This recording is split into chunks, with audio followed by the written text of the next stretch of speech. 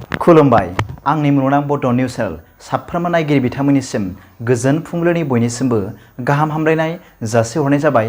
आसा खालामो नोंथांमोनहा गासै मोजाङै दं।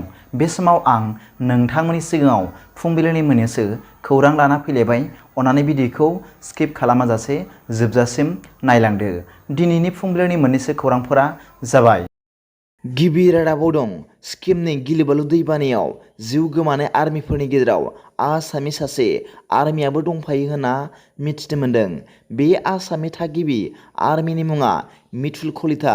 बिथां मिथुल कलिताया गावनि आर्मि डिपार्टमेन्टजों सिक्किमाव अफिसियेलनि मोनसे खामानियाव थिनहरजादोंमोन आरो फैफिननाय समाव हरखाब सिक्किमाव जोमै बेरफ्रुना जानाय गिलुबालु दैबानायाव जिउ गोमायो।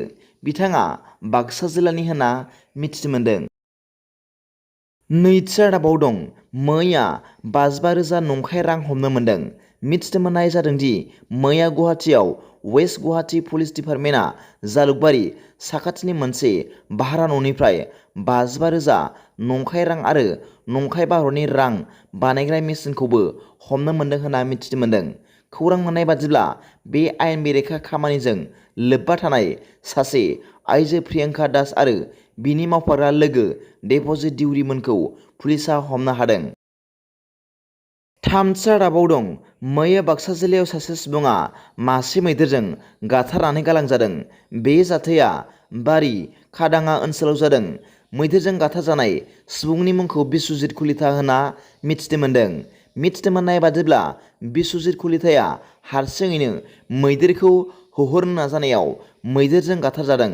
जिउ गोमाजानाय बिथां बिस्वजित कलितानि जिउ गैयै देहाखौ पुलिस हानजाया पस्टमर्टेमनि थाखाय लांदों होनना मिथिनो मोननाय जादों।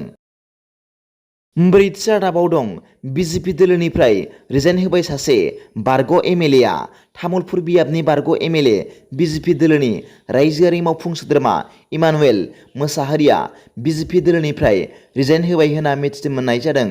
मख'नो गोनांदि बिथां इमानुएल मोसाहारिया BJP दोलोनिफ्राय रिजाइन होना बुङो दि जुदि BPFआ आंखौ अननानै बोजबनानै लायो अब्लानिया आं BPFआव थांफिनगोन होनना खौरां मेलनि गेजेरजों बुङो।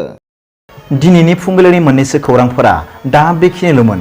भिडिअखौ मोजां मोनदोंब्ला आंनि बे मुलुगनां बड' निउस चेनेलखौ अन्नानै साबस्क्राइब खालाम आरो बेल आइकनआवबो थुनानै ला, जाहाथे आं गोदान निउस आपडेट लानानै फैब्ला नोंथांनियाव सिगांग्रो नटिफिकेसन सौहैयो। दा बेलासिनि रादाबाव नोंथांमोनखौ आंनि बे चेनेलाव गासैखौबो बरायहरनाय जाबाय। गोजोन्थों। एसेनोसै। जै बर' हारिनि जै।